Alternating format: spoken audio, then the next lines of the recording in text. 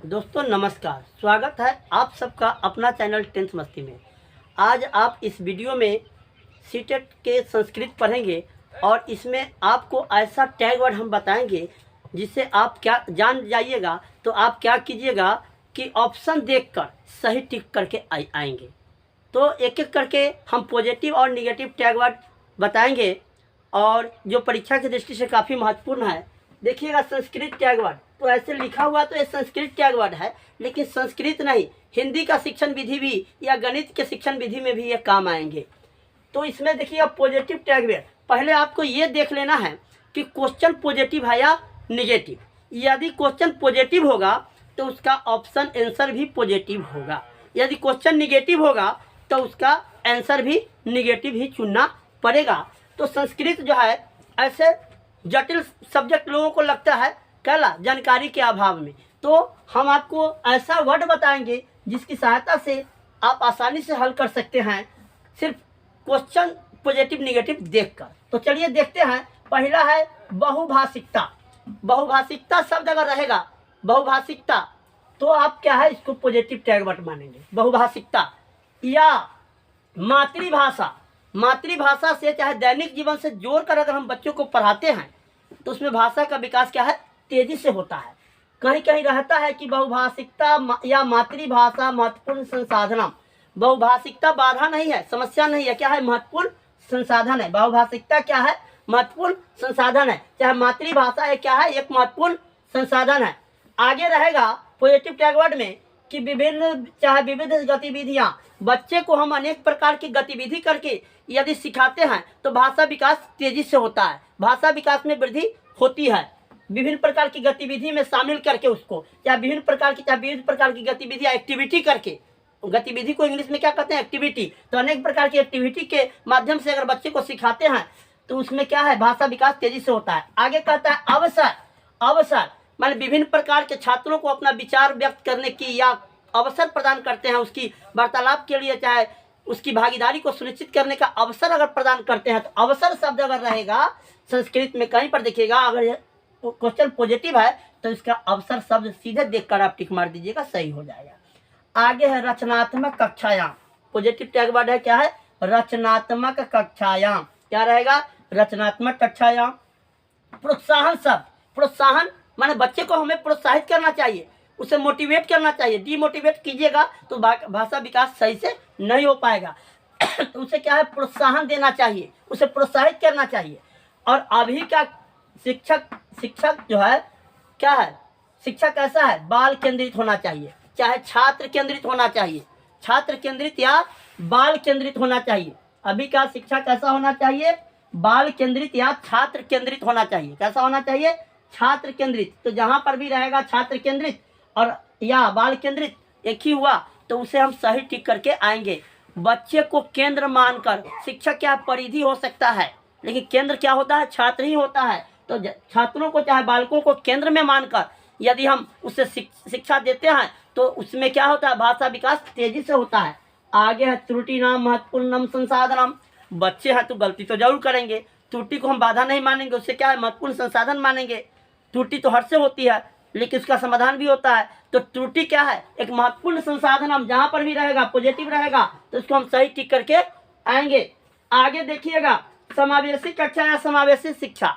तो माने भिन्न भिन्न भाषा को बोलने वाले को क्या है वाले को एक ही विद्यालय में एक ही जगह पर एक ही माने तरह की शिक्षा प्रदान करना ही क्या कहलाता है समावेशी कक्षा कहलाता है या समावेशी शिक्षा कहलाता है। इसमें दूसरे की भाषा मान लेते हैं, हम अंग्रेजी पढ़ा रहे हैं समझ रहे हैं, अब कोई हिंदी भाषी आ गया तो ऐसा नहीं कि उसे हम हटा देंगे, हिंदी भाषा का भी हम सम्मान करेंगे, दूसरे भाषा का सम्मान करते हुए उसे हम क्या अपनी भाषा की ओर जोड़ने का प्रयास करेंगे। तो जहां पर भी आपको नजर आए समावेशी कक्षा या समावेशी शिक्षा तो यह पॉजिटिव टैग वर्ड होता है, सही टिक करके आइएगा। आगे है हस्तपरक अनुभव या करके सीखना।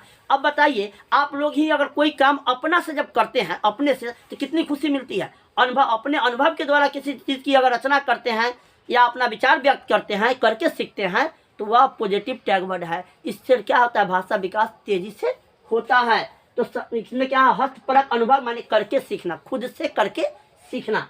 आगे है जिज्ञासा। बच्चों में जिज्ञासा पैदा करना चाहिए। जी बच्चे क्या होते हैं, जिज्ञासु प्राणी भी होते हैं। जैसे पियाजे महोदय हम बोले हुए थे कि बच्चे जहाँ सक्रिय ज्ञान निर्माता है, जिज्ञासु प्राणी होते हैं।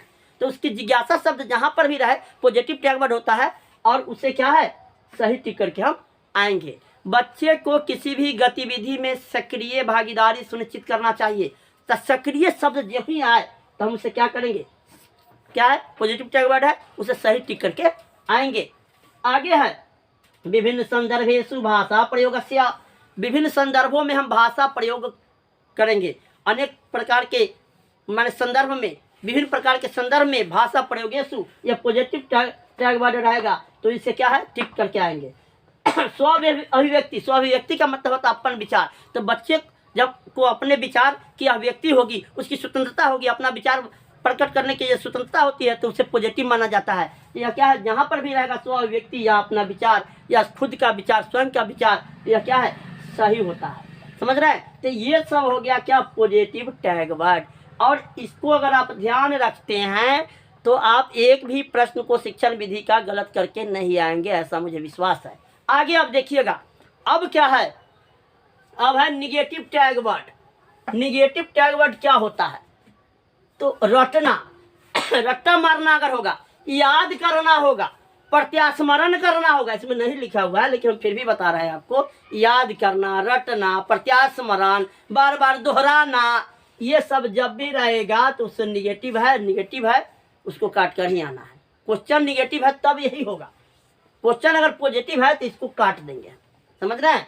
आगे है दंडनम सजा, दंड देना यानी सजा देना कहीं का नियम नहीं है। इससे बच्चे का भाषा विकास अवरुद्ध हो जाता है, रुक जाता है। तो जहां पर भी दंडनम आए या सजा आए तो उससे क्या है निगेटिव मानेंगे। आगे है समस्यात्मक, बाधा, बोझ। समस्या, बच्चे समस्यात्मक नहीं होते हैं, बाधा नहीं है, बोझ नहीं है। तो जहां पर भी समस्या आ जाए, बाधा आ जाए, बोझ आ जाए तो उसको क्या है निगेटिव मानेंगे और इसको काट कर आएंगे। आगे कहता है व्याख्यानम, व्याख्यान देना कहीं पर होगा तो वो भी क्या है निगेटिव है। व्याकरण का ज्ञान होना, आप प्राथमिक लेवल भी थोड़ा सा देखिए ना, आप प्राइमरी के पढ़ाने के लिए शिक्षक बनने जा रहे हैं, छोटे छोटे बच्चे को पढ़ाने जा रहे हैं और इतना जल्दी वह व्याकरण में निपुण तो नहीं होगा, इसलिए व्याकरण का ज्ञान कहीं पर भी रहेगा तो वो क्या होता है निगेटिव टैग वर्ड रहेगा। हतोत्साहित करना, बच्चे को कभी भी डिमोटिवेट नहीं करना चाहिए, उसे हमेशा प्रोत्साहित करना चाहिए। इसलिए जहाँ पर भी हतोत्साहित रहेगा वह निगेटिव टैग वर्ड होता है, उसे काट दीजिएगा। पाठ पुस्तक पर जोर देना, पाठ पुस्तक पर जोर देना ये भी निगेटिव टैग वर्ड होता है। अब है अध्यापक या शिक्षक केंद्रित। अभी का शिक्षा कैसा है बाल केंद्रित है, इसलिए अध्यापक केंद्रित जहां पर भी रहे, शिक्षक केंद्रित जहां पर भी रहे तो उसे क्या है निगेटिव मानेंगे। आगे है केवल, केवल रहेगा, जैसे केवल का मतलब हुआ एक ही कुछ चीज पर जोर देना, जैसे केवल रहेगा एक तो ये क्या है निगेटिव है। आगे है ही, इसमें भी अभी जोर देना, मैं ही जाऊंगा मान इसका मतलब क्या मैं ही नहीं अकेले ही, हम पर ही जोर दिया जा रहा है तो ही रहेगा। मात्र, मात्र 5 रुपये है, मात्र 5 रुपये है, माने एकदम सीमित हो गया, इसका संकुचित भावना हो गया। समझ रहे? मात्र, केवल, ही, ये सब निगेटिव टैग वर्ड है। आगे है छात्र कोरी स्लेट। आपके एग्जाम में रहता है कि छात्र कैसा है, उसमें लिखा है कोरी स्लेट, तो छात्र कोरी स्लेट नहीं, निगेटिव रहेगा। सीमित, सीमित, सीमित का मतलब यही ना कहा कि केवल मात्र ही, अच्छा सीमित बात रहेगा, सीमित जहां पर भी रहेगा निगेटिव रहेगा।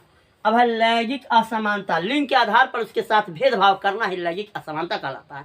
तो लैंगिक असमानता जहां पर भी रहेगा तो उसको निगेटिव मानेंगे।